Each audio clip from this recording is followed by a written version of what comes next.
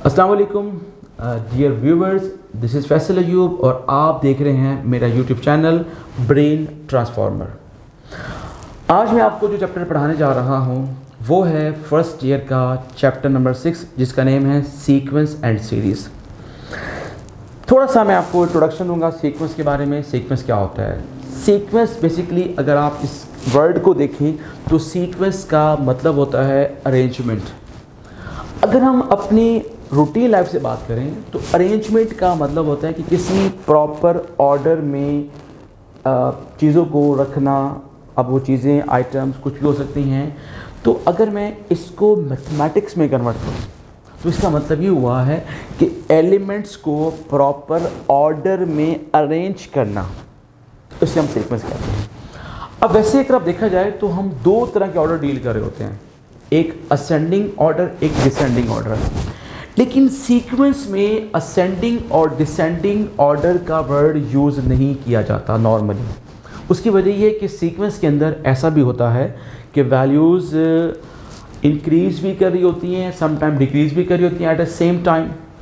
ठीक है, तो सम टाइम ये भी हो सकता है कि वैल्यूज़ सेम आ रही हों। तो इसका मतलब अगर वैल्यूज़ सेम आ रही हैं तो आप इसको ना इंक्रीजिंग ऑर्डर में कह सकते हैं, ना इसको डिक्रीजिंग ऑर्डर में कह सकते हैं आप लोग। ठीक हो गया। अगर वैल्यूज़ लाइक यूँ आता है, जैसे 1 आता है, फिर आता है -4, फिर आता है +9, फिर आता है -16। अब ये इंक्रीजिंग और डिक्रीजिंग ऑर्डर दोनों मूव करें इन अ सिंगल सीक्वेंस, तो इसलिए इसके लिए कोई इस तरह का वर्ड यूज़ करना शायद मुनासिब वर्ड नहीं होगा। एक और इसकी डेफिनेशन ये होती है कि sequence is a function whose domain is set of natural numbers और सबसेट ऑफ नेचुरल नंबर्स। अगर मैं इसे प्रॉपर वर्ड में कहूँ तो मेरे ख्याल से सीक्वेंस बेसिकली एक ऐसा फंक्शन जिसकी डोमेन नेचुरल नंबर्स हैं, उससे जो आने वाली आउटकम है वो सीक्वेंस होता है। फॉर एग्जांपल मैं मिसाल देता हूँ आपको। मेरे पास एक फंक्शन है f of x like x का स्क्वायर, या मैं इसे कह देता हूँ 2x + 1। अब देखिएगा, मैंने यहाँ पे पुट किया 1, तो 2 × 1 + 1, तो आंसर क्या है इसका आया 3। जब मैंने 2 पुट किया तो क्या बनेगा 2 × 2 + 1, आंसर इज़ 5। जब मैंने 3 पुट किया तो 3 × 3 + 1, आंसर इज़ ये बनेगा 9। सॉरी, यहाँ पे 2 है तो कितना बनेगा, it is 7 and so on. अब देख रहे हैं जो ये आउटकम आ रही है, जो ये रेंज है, बेसिकली ये है सीक्वेंस। इसे हम सीक्वेंस कहते हैं। अब हुआ ये कि ये एक फंक्शन था, हमने इसको x की फॉर्म में रिप्रेजेंट किया। अब हुआ ये कि इसको हमने चेंज कर दिया। अब मैं इसको फर्ज के लिए चेंज करता हूँ f ऑफ n की फॉर्म में, तो ये क्या बनेगा 2n + 1, इस तरह से आ सकता है। लेकिन सीक्वेंस के लिए ये नंबर्स हम नॉर्मली यूज़ नहीं करते, ये नोटेशन यूज़ नहीं करते। हम इसके लिए a का लफ्ज़ यूज़ कर लेंगे। अगर मैं an कहूँ तो 2n + 1 बनेगा। अब a ब्रैकेट लगा के n, ये भी कोई इतना अच्छा नहीं लग रहा था, तो फिर क्या हुआ, इसको हमने इस तरह लिख लिया a और सब n और 2n + 1। अब देखिए चीज़ वही है वही फंक्शन, लिखने के स्टाइल को चेंज किया हम लोगों ने। हमने इसको इस तरह लिखा, फिर ऐसे लिखा, फिर ऐसे लिखा। हमने कहा ये भी कोई इतनी सूटेबल फॉर्म नहीं बन रही, ये भी नहीं बन रही, और हमने क्या कहा कि ये एक फॉर्म बन रही है। तो अब क्या हुआ, बेसिकली फंक्शन के लिखने के अंदाज को थोड़ा चेंज किया। वही फंक्शन है, उसको आज इस तरह लिख रहे हैं और इसका नाम हमने क्या रखा, इसका नाम रखा हमने सीक्वेंस। ठीक हो गया। और सीक्वेंस को नॉर्मली हम इस तरह की कर्ली ब्रैकेट से रिप्रेजेंट करते हैं। और सीक्वेंस को रिप्रेजेंट करने के लिए हम जो लेटर्स यूज़ करते हैं नॉर्मली वो an और bn या a और b हम यूज़ कर रहे होते हैं। f नॉर्मली हम यूज़ नहीं करते, हम an ही देख रहे होते हैं। उसके बाद सीक्वेंस में क्या होता है, सीक्वेंस में एक टर्म है जिसका नाम है जनरल टर्म।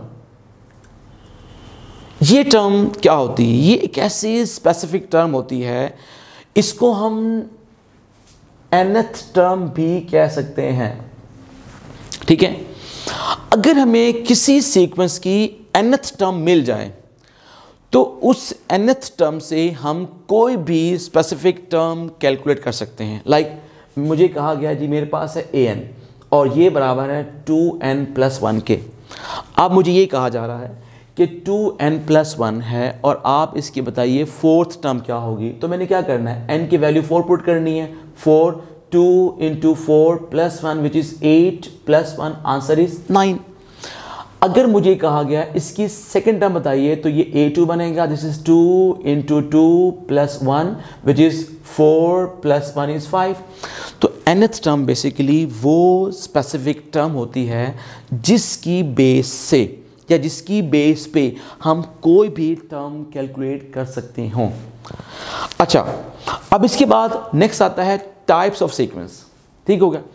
अगर मैं टाइप्स ऑफ सीक्वेंस की बात करता हूं तो वैसे तो इसकी टाइप्स हैं ज़्यादा, बहुत ज़्यादा टाइप्स हैं इसकी, लेकिन इनको मैंने दो मेजर टाइप्स में डिवाइड किया है। एक को मैंने क्या कहा, एक को मैंने कहा रैंडम, एक को मैंने कहा प्रॉपर। अब ये प्रॉपर और रैंडम शायद बुक में ना मिले आपको, ये मैंने खुद से नाम रखे हैं। रैंडम सीक्वेंस मैं किसे कहता हूं, देखिए रैंडम सीक्वेंस बेसिकली वो सीक्वेंस हैं जिसमें हर सीक्वेंस अपना एक खुद का पैटर्न रखता हो। लाइक मैं ये कहता हूं, फॉर एग्जांपल मैंने कहा यहाँ पे 1 है, यहाँ पर 2 है, यहाँ पर 3 है, यहाँ पर 5 है, यहाँ पे 8 है, अप टू सो ऑन, इसका अपना पैटर्न है। उसके बाद मैंने कहा 2, यहाँ पे 6, फिर 10, फिर 22, फिर 42, इसका अपना पैटर्न है। मैंने कहा 1, फिर 2, फिर 4, फिर 5, फिर 7, 8, इसका अपना पैटर्न है। अब आप देखें तो इनमें अपने अपने पैटर्न्स मूव कर रहे हैं। लाइक इसको देखें अगर, तो ये 1 + 2 3 बना, 2 + 3 5 बना, 3 + 5 8 बना। ये कैसे आया है, ये ऐसे आया कि 2 को 2 से मल्टीप्लाई करें, +2 करें, 6 बनता है, फिर 6 को 2 से मल्टीप्लाई करें, -2 करें, 10 बनता है। इसका अपना पैटर्न है। इसमें क्या हुआ है, 1 2 3 स्किप हुआ, 4 5 6 स्किप हुआ, 7 8 9 स्किप होगा, तो इसका अपना पैटर्न है। तो इसका मतलब क्या हुआ कि वो वाले सीक्वेंस जिनके अपने अपने पैटर्न्स हैं उन्हें मैंने नेम दिया है रैंडम सीक्वेंस का। और वो सीक्वेंस जिसमें एक प्रॉपर एक मेथड है, यानी उसके अंदर आने वाले तमाम सीक्वेंसेस एक ही पैटर्न को फॉलो करें, जिनमें पैटर्न चेंज ना हो, उन्हें हम प्रॉपर सीक्वेंस कहेंगे। अब प्रॉपर सीक्वेंस में जो हमारे लेवल पे गिवन है वो हैं 3 तरह के sequence, arithmetic progression, geometric progression and harmonic progression. तो फिलहाल हम जो बात करेंगे, कुछ हम बात करेंगे रैंडम सीक्वेंस की और कुछ हम बात करेंगे प्रॉपर सीक्वेंस की। आज जो मैं आपको एक्सरसाइज करवाने जा रहा हूँ वो है 6.1। अब अगर तो हमें nth टर्म दे दी जाए फिर तो इशू ख़त्म। बस आप सिखा रहता है फाइंड इट्स फर्स्ट 4 टर्म्स, तो आप क्या करेंगे, n की वैल्यू 1 2 3 4 पुट करेंगे, उससे जो आंसर आएगा उसे एक प्रॉपर ऑर्डर में लिख देंगे। ठीक हो गया, तो उसे आप क्या कहेंगे, first 4 terms of the sequence is this. लेकिन क्या होता है, सम टाइम आपको सीक्वेंस दिया जाता है और आपसे कहा जाता है कि इसकी बताइए नेक्स्ट टर्म क्या है। अब मैं पहले काम करता हूँ कि मैं 6.1 के वो क्वेश्चन जिसमें हमें एक प्रॉपर एक्सरसाइज नंबर हमारी है 6.1 और उसका हम क्वेश्चन नंबर 1 का पहले फर्स्ट पार्ट करने जा रहे हैं, chapter number 6 of first year sequence and series का। देखिएगा इसमें मुझे गिवन क्या है, गिवन ये है जी an is equal to 2n-3। इसे मैंने इक्वेशन नंबर 1 का नेम दिया। हमें कहा जा रहा है find the first 4 terms of the sequence. अब ये मैं कैसे फाइंड करूंगा, देखिएगा मैं यहां लिखूंगा put n is equal to 1 2 3 4 in equation number 1। तो अब मैं काम करने जा रहा हूं, वो क्या है, मैंने कहा जी 4n इज इक्वल टू 1। इसका मतलब क्या होगा कि जहां पे n है वहां पे मैं अब 1 पुट करने लगा हूं, तो ये बनेगा 2 × 1 2 -3। तो इसका आंसर क्या बना है, a1 becomes -1। अब मैं क्या लिखने जा रहा हूं, 4n is equal to 2, it is a2 2 time 2 -3, 2 × 2 it is 4 और -3, तो ये बनेगा 2, it is a2 is equal to what, 1 आ जाएगा। फिर उसके बाद क्या बनेगा, 4n इज इक्वल टू 3, इसका मतलब है a3, this is 2 time 3 -1 6 -1 which is equal to what, 5। और लास्ट टर्म क्या है for n is equal to 4, that is a4 is equal to 2 into 4 minus 1, 8 minus 1, this is 7। आप क्या लिखेंगे? This implies first 4 terms are क्या है? First term 1 है, उसके बाद फिर -1 है, फिर 1 है, फिर 3 है और फिर 5। This is answer. तो ये हमारे पास फर्स्ट 4 टर्म्स आई। तो फर्स्ट 4 टर्म्स हमने फाइंड आउट की और ये उसका आंसर बना। तो ये हमने काम करना है। अगर हमें nth टर्म दे दी जाए और हमें कहा जाए उसकी फर्स्ट 4 टर्म्स बताइए, तो फर्स्ट 4 टर्म्स बताना हमारे लिए इशू नहीं है अगर उसकी nth टर्म गिवन हो। तो हम इसका एक पार्ट और देख लेते हैं। मैं इसका क्वेश्चन नंबर 1 का सेकंड पार्ट सॉल्व करने जा रहा हूं। उसमें मुझे गिवन है an इज इक्वल टू -1 की पावर n और n का स्क्वायर। अगेन मुझे ये कहा जा रहा है कि आपने फाइंड करनी है इसकी फर्स्ट 4 टर्म्स। तो फर्स्ट 4 टर्म्स के लिए मैं क्या करूँगा? मैं लिखूँगा g put n is equal to 1 2 3 4 in equation number 1। ठीक हो गया? वही का काम मैं करने जा रहा हूँ। For n is equal to 1 तो क्या बनेगा यहाँ पर? इट इज़ a1 -1 की पावर 1 और 1 का स्केयर ये बनेगा -1 इंटू 1। तो this implies a1 is equal to -1। ठीक हो गया जी? अब मुझे क्या लिखना होगा? मुझे लिखना है g for n is equal to 2। It means कि जहाँ पर n है वहाँ पे मैं अब 2 पुट करूँगा। तो ये बनेगा -1 का स्केयर +1, 2 का स्केयर 4। तो a2 विल बिकम 4। इसी तरह मुझे 3 के लिए करना होगा। फॉर n इज़ 3 तो ये क्या बनेगा? This would be a3 which is -1 power 3 and 3 का स्क्वायर विच इज़ -1 इंटू 9 और यहाँ पे मुझे मिलेगा a3 9 के बराबर। And for the last term that is n is equal to 4, यहाँ पे मुझे क्या मिलेगा? a4 -1 की पावर 4 एंड 4 का square 1 into 16। a4 is equal to 16। अब आप एंड पे क्या लिखेंगे? एंड पे लिखेंगे this implies first 4 terms are. आप देखिए फर्स्ट टर्म क्या है इसकी? वो है -1, सेकेंड टर्म है 4, फिर -9 और +16। ठीक हो गया? अब देखिए जो मैंने आपसे बात कही थी, ये देखिए -1 है, फिर 4 है, फिर -9, फिर 16।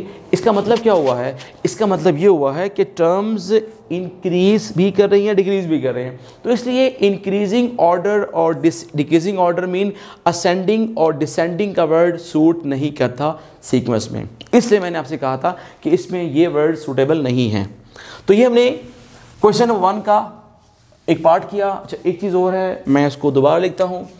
वो ये था कि an है 2n-3 के बराबर और यहाँ मैंने लिखा था।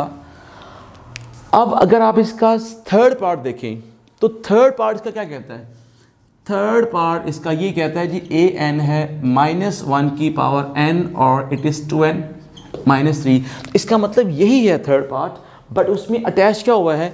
इसमें अटैच हुआ है -1 की पावर n। इसका मतलब अब जब आप इसको डील कर रहे होंगे तो इस तरह जहाँ पर -1 है उसकी भी पावर्स को आप साथ देकर चलेंगे। इसका आपने अब यहाँ पे ख्याल रखना है। ठीक हो गया? सो ये हमारा क्वेश्चन नंबर 1। इसके 3 पार्ट हम डिस्कस कर चुके हैं। अब इसका मैं एक पार्ट और करता हूँ और वो पार्ट क्या है इसका? देखिएगा, मैं इसका पार्ट नंबर करता हूँ 7। इसमें मुझे गिवन क्या है? an -1 it is n+2। इसे 1 का नाम दिया और a1 है 2 के बराबर। अब आप गौर से देखिएगा, ये an-1 गिवन है और n+2 के बराबर गिवन है। इस पे मुझे कहा जा रहा है फाइंड फर्स्ट 4 टर्म्स। तो फर्स्ट 4 टर्म्स के लिए अब मुझे क्या करना होगा? मुझे यहाँ पर लिखना होगा put n is equal to 2 3 put n is equal to 2, 3, 4 in equation number 1। वजह क्या है? क्योंकि मेरे पास a1 ऑलरेडी अवेलेबल है। इसका मतलब अब मुझे क्या करना होगा? अब मुझे करना होगा कि पहले मुझे n की वैल्यू 2 पुट करनी है। ज़रा 2 पुट कीजिएगा, क्या बनेगा? a2 और a2 -1, इट इज़ 2 + 2 आ जाएगा। अब ये क्या बनता है? This is a2 minus a1 is 4, implies a2 becomes 4 plus a1 and a1 की वैल्यू आपको गिवन विच इज 2। तो यहां से बताइए a2 की वैल्यू बन गई है 6। सिमिलरली अगर मैं यहां पे n की वैल्यू लेता हूं 3, तो क्या बनेगा? पुट कीजिए इधर 3n की वैल्यू, तो यहाँ पे पुट करें 3, दिस इज a3 और ये बनेगा 3 - 1 और यहाँ पे क्या आ रहा है? यहाँ पे आ रहा है 3 + 2, तो this is a3 - a2 is equal to 5, implies a3 is equal to 5 + a2। तो ये बनेगा a3 विच इज 5 + a2 की वैल्यू कितनी है? 6। तो implies a3 will become 6। और अब मैं 4th टर्म के लिए काम करना चाह रहा हूं, तो 4th टर्म के लिए क्या करना होगा मुझे? एग्जैक्टली मुझे 4th टर्म के लिए n की वैल्यू 4 पुट करनी है। कहां पे? इक्वेशन नंबर 1 में। तो ये बनेगा a4, इट इज a4 - 1, 4 + 2, तो ये a4 बनेगा और ये a3 यहाँ पर आ जाएगा और ये 6 बनेगा। क्योंकि ये 4 - 1 कहाँ पर है? ये बेस में है। क्योंकि ये n - 1, याद रखिएगा ये n - 1 ये सारा कुछ बेस में है। ठीक है, लिखते वक्त भी ख्याल रखना है आप लोगों ने, a into n - 1 नहीं करना, ये a बेस में इसके n - 1 है। तो ये क्या बनेगा? It is a4 which is a3 + 6, तो a3 किसके बराबर है? 11 + 6, तो a4 विल बिकम 17। अब देखिए आप लोग ज़रा, मैंने क्या किया, इसे हम कहते हैं, याद रखिएगा, जिसमें an और an - 1 हो या an और an + 1 अटैच हो, उसे हम कहते हैं रिकर्सिव रिलेशन। क्या कहते हैं इसको हम लोग? रिकर्सिव रिलेशन कहते हैं। ये जस्ट आपकी इंफॉर्मेशन के लिए है, ये कहीं भी यूज़ नहीं हुआ वर्ड।